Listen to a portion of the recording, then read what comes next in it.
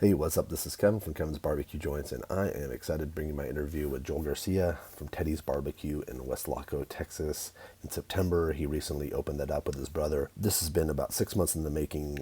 Our interview, as well as his journey, is much longer. It's interesting. I don't want to give too much away because it's an interesting journey if you don't know about it.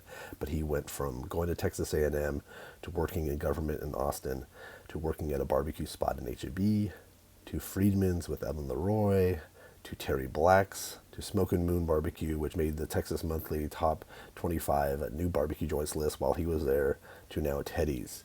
And we learned all about Teddy's, and he's sticking to his roots with Central Texas style, not diverging that much outside of Central Texas style. So if you're in and around Weslaco, if you're going down there, he's definitely made it a reason to go down there. If you haven't been down there, it is south. I'll put a link to it in the show notes, but I can't thank him enough. He and his brother are putting out great barbecue.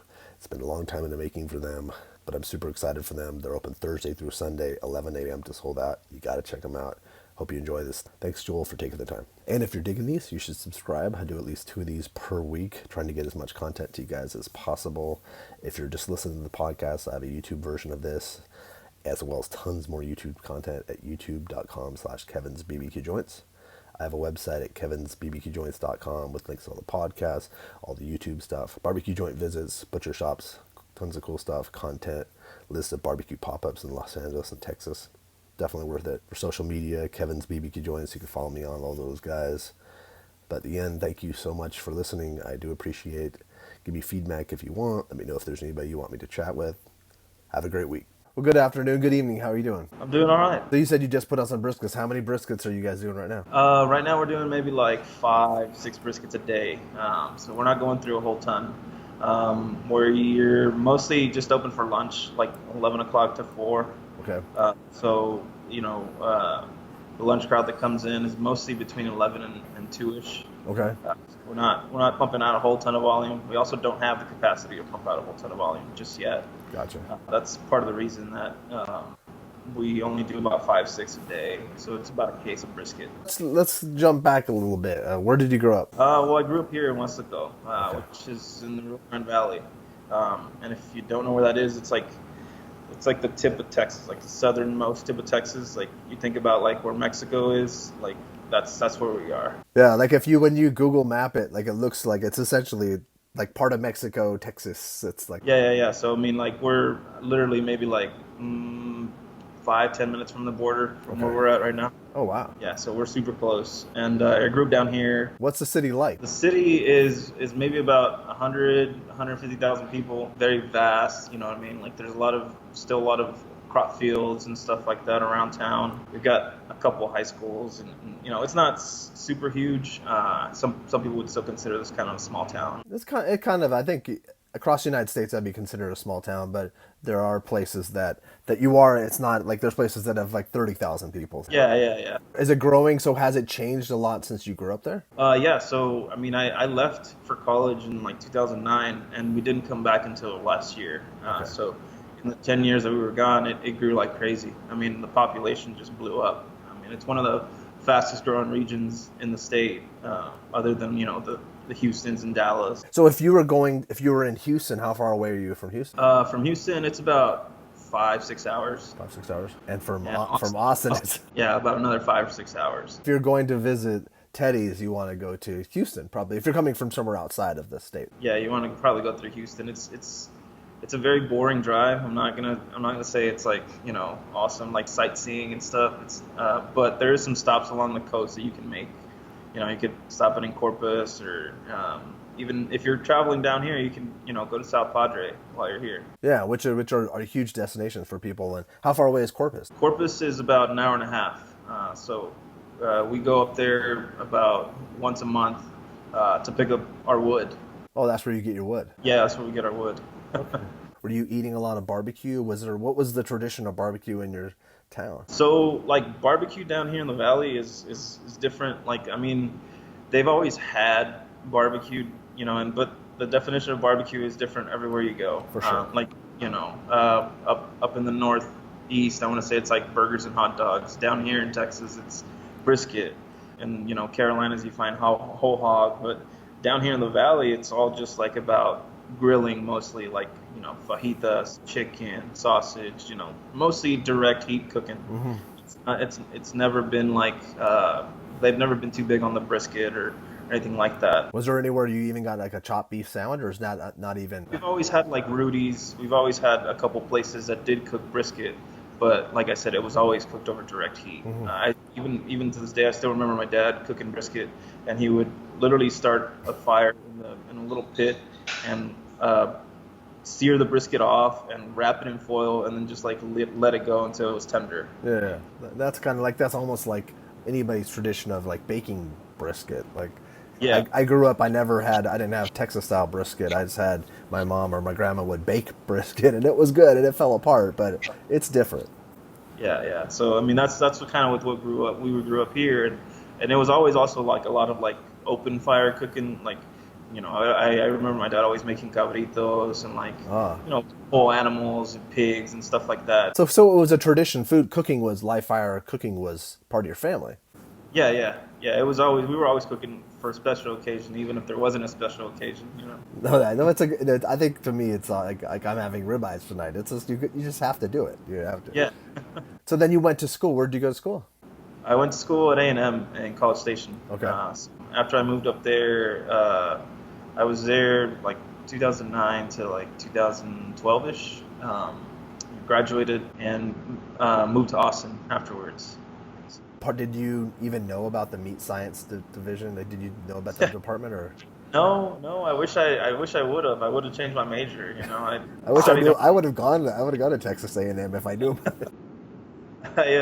I actually studied environmental science while I was there, and I never even knew that the meat science guys were there. I always knew about the like little meat shop they have there where they sell like jerky and stuff, and I went in there a couple times, but I didn't know that they were actually butchering stuff like in house and selling it. Like, Yeah, that's crazy. I didn't even know they had a jerky place. I didn't know that part.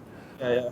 Wow. So then when you went to Austin, were you doing something with your degree? Started an internship at the Texas Capitol. I was working in a political office. How was that? Just it was okay. I was working for a state representative. Meanwhile, I was there. We had a subscription to Texas Monthly, and in May of 2013, we got the top 50 list. Okay. So that's kind of where like my interest in like exploring barbecue kind of started. Living in Austin, it was still early in the kind of like the golden era of barbecue that exists now. But did you try any places like even before you got that list? Did you go out and explore any barbecue, or was it the list that made you? Not really. It was mostly the list that I remember that kind of pushed me to go find these places that they put on the list that were in Austin. We had, lobbyists would buy us food all the time and stuff like that. And sometimes they would bring in Franklin or different places like La Barbecue and stuff like that. And I knew about these places, but I just never had gone out to try them. So when that list came out, there was a few places on there that I didn't know about and I hadn't tried. So I was like, I'm going to go check them out. They're in Austin. While I'm here, I'll go see what they're about. And then that kind of grew into like an obsession of I'm going to go check out like the places in East Texas and like the places in like West Texas. Oh, good for you. That's awesome. Came down to the valley and there was a few places that were on there as well, like Veda's in Brownsville. Oh, wow. Yeah. Yeah. So, I mean, it grew from there, like that obsession and passion. I kind of did a little bit of cooking in college. I had a little tiny pit that I would cook ribs and chicken on and stuff like that. And just barbecue for like tailgates, but it wasn't like I was cooking briskets or anything. What was the first place that you remember that you had like an aha moment with barbecue, or that it was special? It was the La Barbecue, like South First, like trailer days. Mm-hmm. Yeah. I still remember like John Lewis is probably cooking there, right? Yeah. John Lewis was still there, and I was there like every Saturday. Like, I mean, it was crazy. I mean, it was really good barbecue that they were pumping out. They always had a band. They always had like a keg. Lone Star. So it was just a good time. So and I remember those days when they were on South First. That lot was a cool lot, and across the way was I think Gordo's. I think yeah, donuts, and I think it was just that was a cool location. Yeah. Oh wow, that's cool. Yeah, so you had right there a taste of what really good barbecue is. Yeah, that was like my first kind of experience and then from there, I went to Snows. I had to try, Louis Mueller, all the places that were Yeah. around surrounding area. I went to Lockhart a few times. I even went back to College Station because I found Fargo's was on that list Oh, on the that's top true. 50. Yeah, so I went back to College Station for a couple football games, and I had to go to Fargo's, and I mean it was great.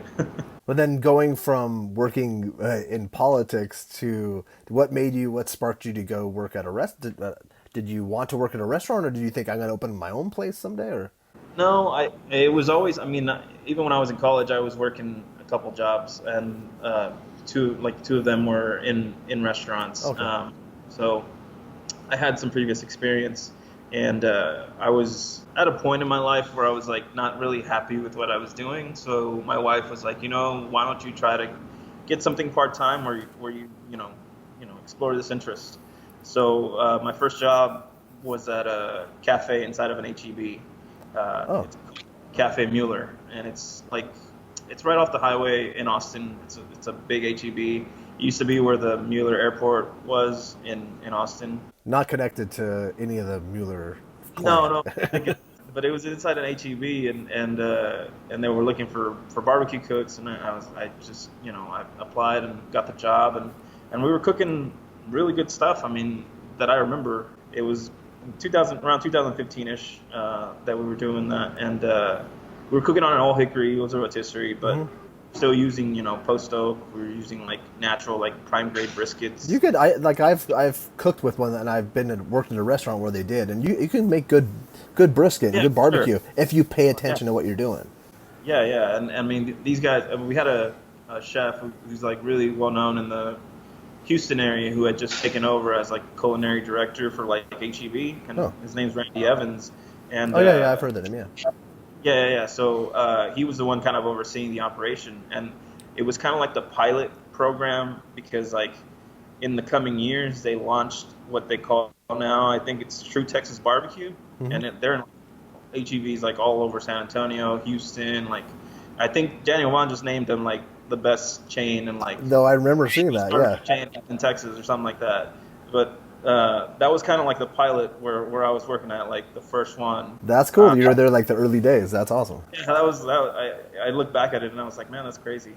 But yeah, I still remember working with Chef Randy, and I met a few people there that went on and worked, some really good jobs and still do. I think Zach, uh, he's one of like the main cutters at Franklin. Oh wow. Uh, he worked with me there at Cafe Mueller Oh, that's for a cool. few months, and he had a lot of like, previous experience from working at Rudy's and stuff, and he was like, I'm gonna apply at Franklin. I still remember him and I talking about it, and he's like, I'm gonna get this job, and he's still there, and it's pretty awesome. That's rad. That's really cool. When he left, I was like, what, I think I want to pursue, working like in a craft joint. So I went off and applied at Freedman's. Okay. Yeah, when Evan was still there and he was still the pit master. How many So people are connected to it? So you work with Evan, right? yeah, so I worked with Evan for about 6 7 months. Evan was there. It's funny how a lot of people it really is interesting how many people have touched either have worked with him or have come and staged with him either at Yeah, Freedman's or at Leroy Lewis. That's amazing. yeah. He was always real open about teaching everybody. I mean, he's a great guy. I didn't know that facet of the story. I'm glad I didn't pay attention to the Tales for the Pits interview. Yeah. So I left Cafe Mueller and I sent a message to Evan. I think it was around South by Southwest time, and I thought he had forgotten about me, but luckily he responded to me and he was like, you can come on and work. And I met a bunch of guys there that went on and worked at a bunch of, are still working in a bunch of great joints. Lane, who's part of like the Goldies guys, Hmm. Chris, who works at the Switch. Oh yeah. I just saw him on a video last night. Yeah. Brad, who still works with Evan, Uh-huh. does all his sausage and pit making and all that. So it was crazy how much talent like was at Freedman's at that time. That's crazy. But yeah, I worked with all those guys. I got to work with a bunch of people that I'm really glad that I met Yeah. there while I was at Freedman. While we were there, I mean, this was 2016ish. While we were there, I guess there was like the new list was starting to come out, the 2017. Yeah. And Freedman's got to make Yeah, the yeah. list. That was cool, the top 50 list. So that way you kind of got an idea of the power of it from the inside out, right? Yeah, yeah, yeah. So I mean, it was cool trying and like being a part of that and just learning from all those guys while I was there. I think I left there in like May of like 2017. My wife was about to just have our son, so that's part of the reason why I left, because I was about to take like 3 months of paternity leave from my job. That makes sense. Yeah, so because at this whole time, barbecue was just kind of part time. I still had an office job, still Gotcha. working politics and doing all that, but 8 to 5, and then 5 to 10, sometimes midnight, I was working at the barbecue joint. Wow, hustling like crazy. Yeah, so I did that for the time that I was at Cafe Mueller, for the time that I was at Freedman's, and then I kind of just stepped away because it was getting kind of heavy, and I was like, I want to spend more time at home. In 2017, June, when my wife had our son, I had paternity leave, like I said, and I was cooking a lot. I had a backyard smoker, and Did you have like a 250 or something? Or? yeah, I had a 250. What I would do is every now and then I would just set up in my driveway and just let my neighbors know that I'm gonna have barbecue. That's cool. And I would advertise on the local groups and stuff like that, and let people know, and they would show up, and we would cook like 2 or 3 briskets. But That's good practice. Great practice for doing it on your own. Yeah. during that time, I had a lot of time to think. Like I think I want to do this, full time. So I went back to my job, and I was there maybe like another 2 months before I kind of just let them know, like, hey, I'm not gonna come back. I had secured a job with Terry Black's, working for them. I was supposed to work the overnight shift, so I worked the overnight shift with them. I think it was about 9 or 10 months. Okay. How crazy is their volume? It's insane. I mean, last time I talked with those guys, they were cooking like 230 briskets on Fridays, hundreds of racks of ribs. While I was there, I mean, we were cooking, 90 racks of ribs, 100 racks of ribs on Friday, Saturdays sometimes. Every night we would fill up the pit with like 45 racks of beef ribs. It was crazy numbers. Wow. I'm pretty sure it's gone up by now. So I know. I was talking to someone recently, from Adamson Barbecue in Toronto, and he was saying that when they came and visited, that was sort of the way that Terry Black's is set up is how they ended up setting up their restaurant at the end, because the efficiency. It's super efficient. I mean, you don't wait more than, I want to say, maybe 20, 30 minutes in that line. They got 3 cutters, and the thing is that they got 200 briskets to get rid of, so they got to get people through. Do you think they're getting a lot of convention business? I wondered, I always wondered, how are they getting that volume? So the 230 briskets or so is not all stuff that they sell at the restaurant. It's sometimes pre-orders, catering. That's all counted in that. Sure. I think what I remember them selling in the actual restaurant was around like 120, 100. That's a good amount, though. That's a great. Yeah. So it's still. I mean, they're open like 11 to like 8, 10 o'clock at night. That's so you learned a lot about big time volume there. I learned a lot about different things there. Cooking volume, fire management. Choosing wood, stuff like that. Stuff that I didn't get to learn at Freedman's, because Freedman's was like very much like a craft style joint. 20, 30 briskets like on a Thursday, Friday. We were still open, I think, 6 days a week, but it was never crazy volume that we were pumping out. But when I went over there, I learned, they teach you, everything has to still be consistent. Everything still has to be really great. But we're gonna cook a whole lot of it. And a lot of sides. They must go through so much. And that also whoever's ordering for that restaurant, that's like an amazing feat. Yeah. That was part of our responsibilities as well when we were there during the week, is taking all those orders and organizing it all in the walk-in and everything. I mean, we got orders, I think, like 3 or 4 times a week. Wow. Yeah, I Crazy. think we got brisket pretty much almost every day because they were going through 50, 60 cases every You day. have to, yeah. Yeah. Breaking that down, trimming it. Gosh, that's just a lot. Did you go to Smokin Moon? Is that your next stop from there? Yeah, Smokin Moon was my next stop after Terry Black's. So I left Terry Black's in June of 2018. We sold our home in Manor because we wanted to move back home and be close to our parents because Makes sense. we had just had our son, so we wanted him to be close by. That drive to Austin, was kind of hurting them. So we moved back here, and initially the plan was just to come down here and open Teddy's because that's what we had been working on for the past couple of years. Because while I was at Terry Black's, I was doing pop-ups down here in the valley under the name Teddy's Barbecue. Oh, with your brother? Yeah, with my brother. Yeah, who co-owns the place with me. He was down here already because he was up there with me for a while. I was at Freedman's going to culinary school and stuff, but he graduated, moved back, did an externship, and kept working with the same fine dining restaurant that he was working with. Oh.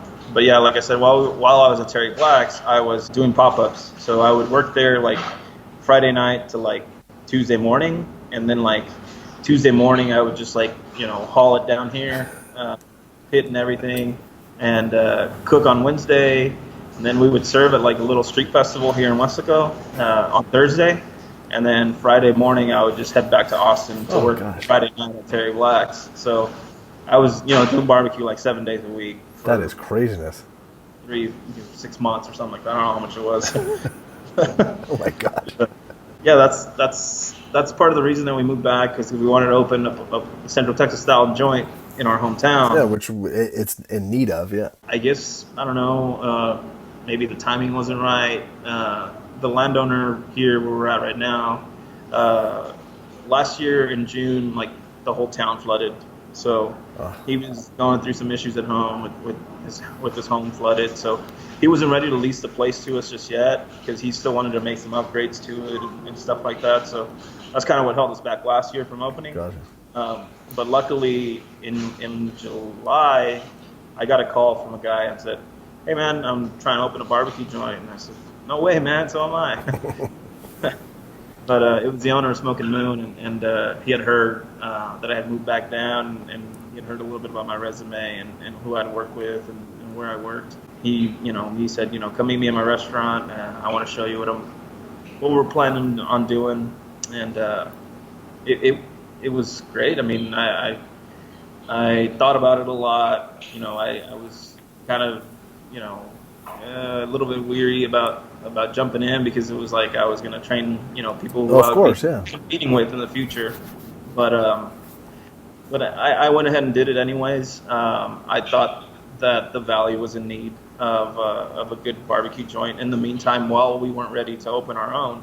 So I took on the job, and initially I think I was kind of supposed to be like a consultant, like show people, this is how you use the oiler, this is how you cook brisket, this is how you cook ribs, all that. But it ended up being I was the pitmaster. I was there all the time, 4 a.m. until 10 p.m. every day for the first like 3 or 4 months. That's what I had heard. Yeah, so I was there a lot, and we were pumping out good barbecue. Daniel Vaughn showed up within like the first month and a half that we were open, and it was really nerve-wracking like when I first saw him, because I was like, this is like the only impression we get to make on him, because he is not going to come back here anytime soon. He noticed right away like a few things that were wrong. One of our warmers was set like too hot, because the cutters that I had were like just people that hadn't worked in the industry before, didn't know like settings and how stuff's supposed to be held and stuff like that. So yeah, he noticed right away something that was wrong, but he was really impressed with the beef rib and the quality of the barbecue that we were pumping out, even though we were like a really young joint. Did he recognize you from your other locations, or did he not know of you that way? No, I had only met him like once previously, and it was at Camp Brisket. I was there with Evan in like 2017. Gotcha. Before he had set up his truck, and they had invited him to like come serve dinner, so I helped him with that. Gotcha. And that's the first time I met Daniel Vaughn, but I don't think he remembered me from 2 years later. Yeah, and associated you with Weslaco. That was the second time that I saw him, and I recognized him right away. And people were like, I was like panicking, and people were like, what's wrong with you? I'm like, Stan, like this is like the only impression we get to make on this guy. Like, we have to serve him the best stuff. Like, get out of the way. I'm gonna cut. It was great, and then, we got to chat with him a little bit after he ate, and we showed him a sandwich that we had been working on. It was just like a brisket and chili, like jalapeno sandwich, and he was really happy with it. And I was like, well, can you help us name it? And he helped us name it and everything, and we put it on the menu, and it's still on the menu there. I think it's Smokin Moon. What's it called? El Chile Sueño. Oh, cheers. Okay. Yeah, because he was like I could take a nap after eating this brisket sandwich. That's cool.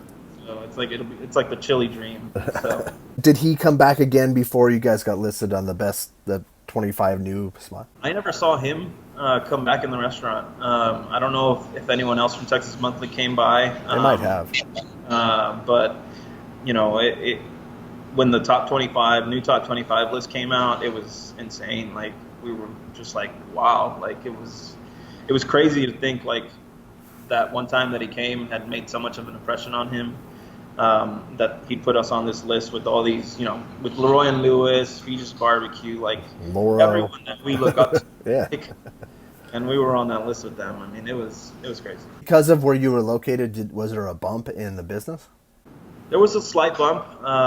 There was people coming in, from Dallas, like Houston, like places, that are like nearby that they could get to. Like, there was a few people that noticed. We put a big banner outside that said top 25. People didn't believe us at first.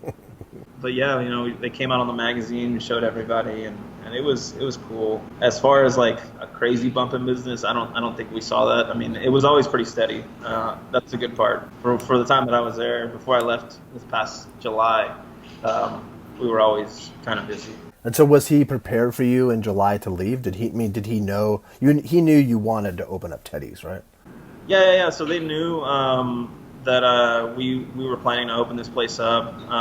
We had a catering operation in the meantime while we were getting ready to take over this place. And my brother would kind of just run that by himself. He would, if it was 80, 100 people or whatever, he would manage. Yeah. But I stayed at Smokin Moon the whole time. I left there mid-July. There was like kind of a misunderstanding.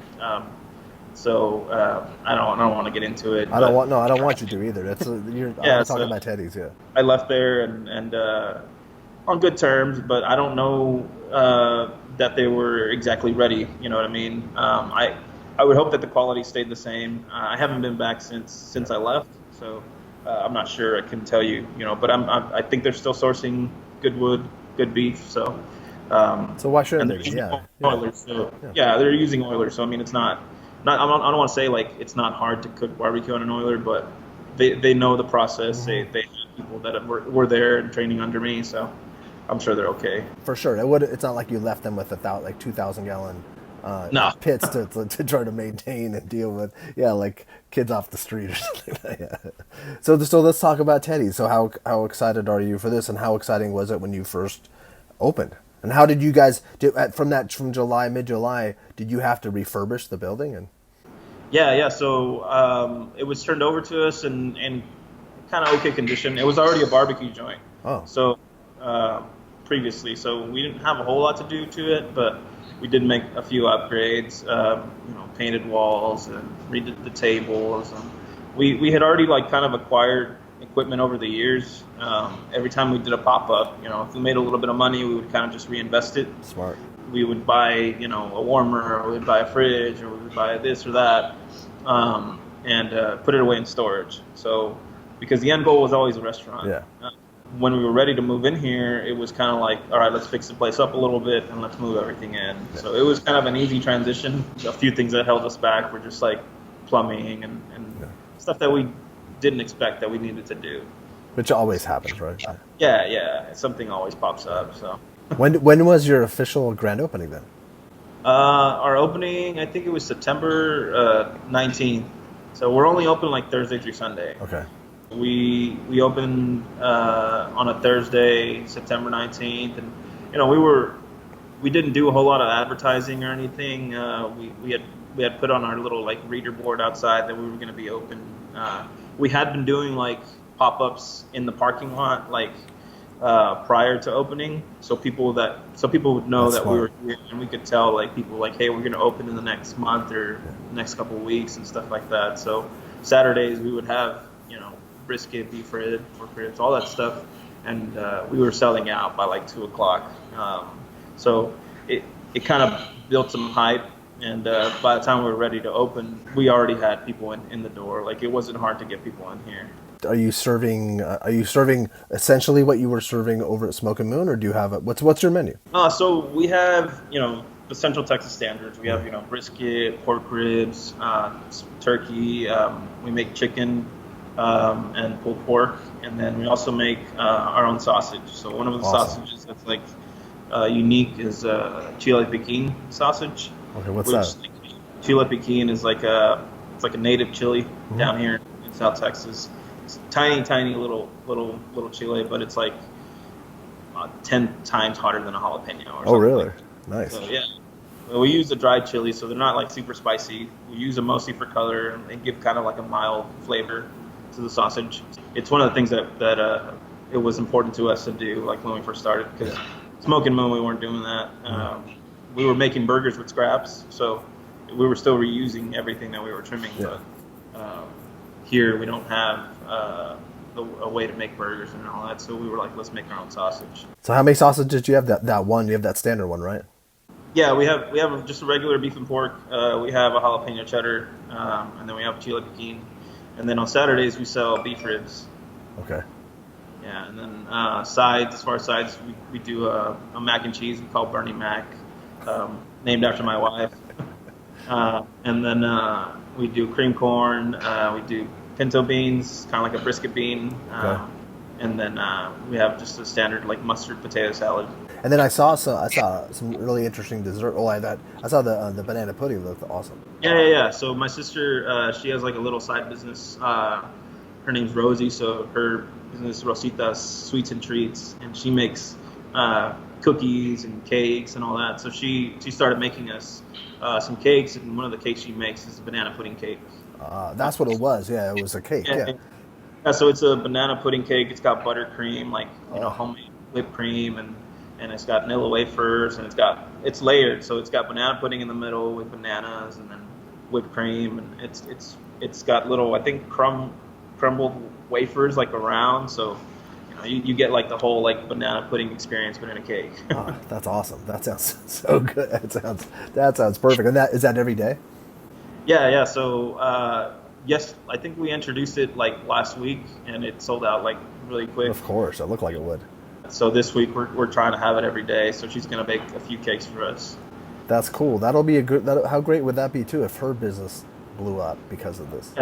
Yeah. So that's kind of why we're doing it. So help each other out. So yeah, and she's a manager at a bakery right now, but she does it outside, and she loves doing it. Being so close to Mexico and being that Tex-Mex that's always been a thing, but it's a thing now. Like, do you have anything, or are you sticking to more of a Central Texas style menu? So yeah, no, we don't really have like Tex-Mex inspired dishes. There's people that come in here all the time and ask, "Do you have rice?" or like, "Do you have tortillas?" or stuff like that. But we're kind of trying to stick to like a Central Texas style menu right now. Obviously, like Mexican cooking has an influence on like what we do and like how we cook.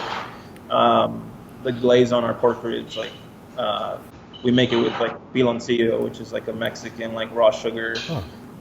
So and a few touches here and there on the beans that my brother does. That we grew up doing and cooking with our grandma. So we're trying to keep it kind of Central Texas inspired. To be honest, I think that's smarter. I think it's because we don't want to. We're not trying to be like everybody else down here. I mean, the part of the reason that we brought this concept down here was because we saw that there was a need for it, and there was nobody really doing what we're doing now. I mean, other than Smokin Moon, but even then, You're different. You're different, Yep. and also too your acumen, the credentials that you have, and the experience that you have, what you're bringing. You know what you want to produce. Yeah. It's really important. I think it's really important. Well, that's I think it's really, yeah. It's inspiring too, because I think that you're not being swayed by anything, and also people are breaking dishes in the background, correct or no? Did it sound like that? At one point, it sounded like there's. It's Yeah. so are you enjoying it? Are you excited?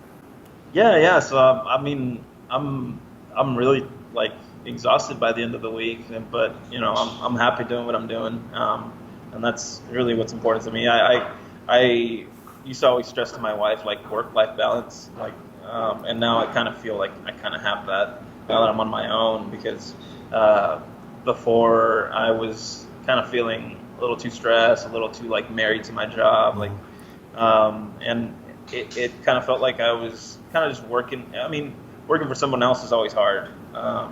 When you're working on your own, you kind of feel like you can work in your own pace For sure. and do stuff for yourself, and it feels better. So Why is it called Teddy's? it's named after my son. So our my middle name and his middle name is Eduardo. Okay. So I looked up a couple like different nicknames for Ed, and one of them was Ted. So Huh. I thought about the name, and I was like, when people think of Rudy's, they never have to say barbecue, like when they're talking about Rudy's. And I kind of thought about that name, and I was like, I kind of want Teddy's like to be that. I want Teddy's. Like People say I'm gonna head over to Teddy's, and they know yeah, you're going to get barbecue. you already know that they're going to get barbecue. Yeah, so. That's smart. The hours again, 11 is when you open. Yeah, we open at 11. We go until we sell out. And if we don't sell out, we're usually done by like 4 or 5 o'clock. And then is there seating indoors and outdoors? Yeah, just seating indoors. We have about 50 seats inside, so it's a pretty small place. But I mean, it gets packed in here every day that we're open. Wow, that's awesome. Yeah, because that's good to have indoor seating, because especially as it gets back into spring Yeah, and yeah. So stuff. it's still like 90 something degrees down here right now, so we don't want to be outside. It's like perpetual summer for, yeah. It's almost like the same weather as Los Angeles. Like we have like 6 days where it's cooler. That's it. Yeah, so I mean, I think even in December, it's still probably only like 70 degrees out here. Well, is there anything else that people should know about you guys or what your or the restaurant itself? Is there anything that we missed at all? No, I don't think so. I mean, I didn't really talk about my brother, but my brother helps us a lot. Like, he culinary school graduate. Like, he worked at a couple different fine dining places, and he also helped me while we were at Smokin Moon. So yeah, I couldn't do it without him. He was one of kind of like our main cutters over there. Who's cutting now? Are you cutting now, or you guys switch it off? I'm cutting mostly, and then my brother cooks most of the sides and helps us with the ribs and everything. But as far as brisket, I'm doing it all because he still has another job that he does like Monday through Wednesday, Okay. and then he keeps me here like Thursday through Sunday. So he's hustling now. Yeah, but it's nice, and like it sounds like this is going to be like if you guys are full to capacity and you're going through the proper amount of food, and then as you graduate, what kind of smoker are you guys using now? We're using an offset, so we have a 250 we bought out in Lockhart, and then we also have a 1,000-gallon that we bought from Terry Black's. Okay. Yeah, so that's one of the cool things. When I was there, they were getting rid of a few pits and moving in some new ones, and I said, "Well, can I buy one of these off of you?" Nice. Okay. No, nice. And they gave it to me at a good price, and I took some money out of. I had that office job, so I had some like retirement money put away, and I took it out, and I was like, I'm gonna buy a pit. Wow, that's awesome. And because it seems like I just saw something from Moberg that he's shipping some pits to, or building some right now for. Yeah, I think he's building them a few pits for their Dallas location. They're opening a place up in Dallas. But this is really exciting for you. And so you have 1,000, you have a 250, and you're probably that's probably pretty good for right now. Yeah, so luckily the restaurant has a little bit of land on the side, so eventually we're probably going to build a bigger smokehouse, and then try to move in another 1,000-gallon in here to try to accommodate for the volume that we're trying to grow into. People need to come out. Like this is exciting that area has a really good barbecue spot now.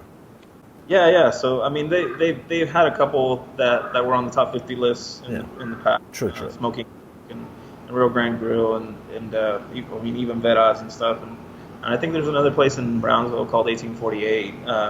And How far away is Brownsville? Brownsville from Weslaco is about 45 minutes. Oh, okay. So that's pretty close. Yeah. Interesting about that place is that they cook on an Austin Smokeworks pit. So they were kind of like one of the first ones to like get like a commercial pit built by them. Interesting. So, I didn't know that. and they still cook with oak and everything. So now you just have to have Daniel stop by Teddy's now. that's the hope. Yeah. I mean, I think somebody's already kind of reached out to him on Twitter and he said, I need to get back down there. I think it's a region of the state that like is not known for barbecue. So that's why we came here. But hopefully the scene down here grows as the years go by.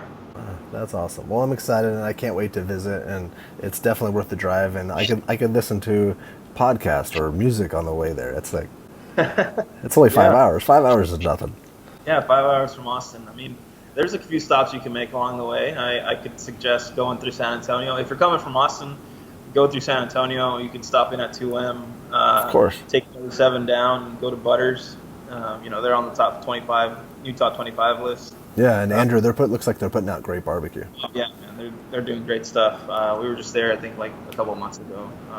That's a good stop. That's a good little, then come to you guys. Yeah, you can go 2M, go to Butters, and then come down here, and you can hit up, Smokin Moon. You can hit up Teddy's. You could go to South Padre, and then get some barbacoa on Sunday at Vedas. and then head over to New Orleans. How far away is that? New Orleans, I want to say maybe about 12, maybe 14. It's all when you're in Los Angeles, it's all so close. Yeah. when you're staring at a map. You know what I'll do is I'll Google map it when I'll see it and I'll be like, I feel like a jackass. but I'm so glad that we finally got a chance to talk. And I'm glad we connected. Finally. Yeah, it's always been cool talking to you, but it's nice to physically see you. And have a great rest of your day, and say hi to your brother. And I'm excited. I'm really excited for you. Yeah, thanks. All right, I'll talk to you later, Joel.